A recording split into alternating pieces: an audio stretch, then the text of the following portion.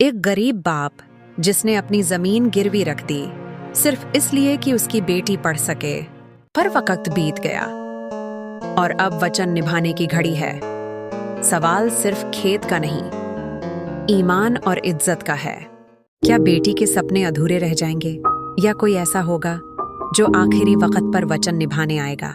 देखिए, एक भावनात्मक कहानी जहां वचन ही सबसे बड़ा धर्म है। वचन की कीमत, एक बेटी, एक बाप और एक वादा।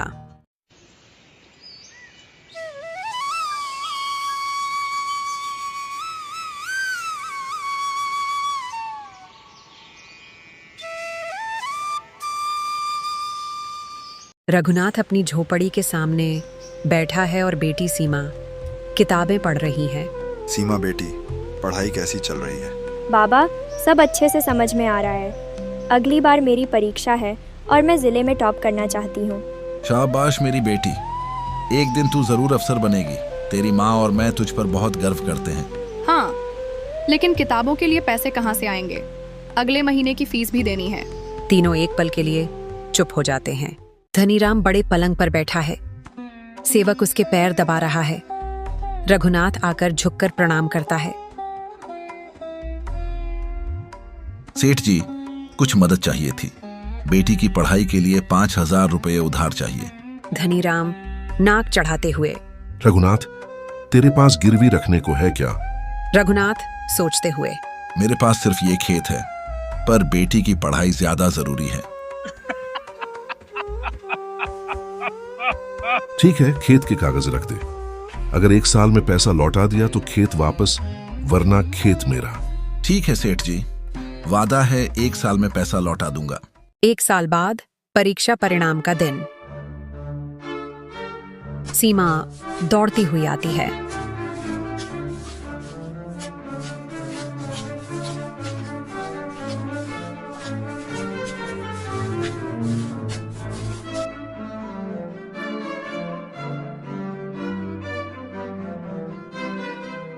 बाबा, मैंने जिले में टॉप किया। मुझे शहर के कॉलेज में स्कॉलरशिप मिली है। रघुनाथ खुश होकर, अरे वाह, भगवान तेरा भला करे बेटी। अब तुझे कोई नहीं रोक सकता। पर खेत, वादा निभाने का दिन भी आ गया है। सेठ का पैसा कैसे देंगे? रघुनाथ चुपचाप उठता है और एक थैला लेकर बाहर निकलता है।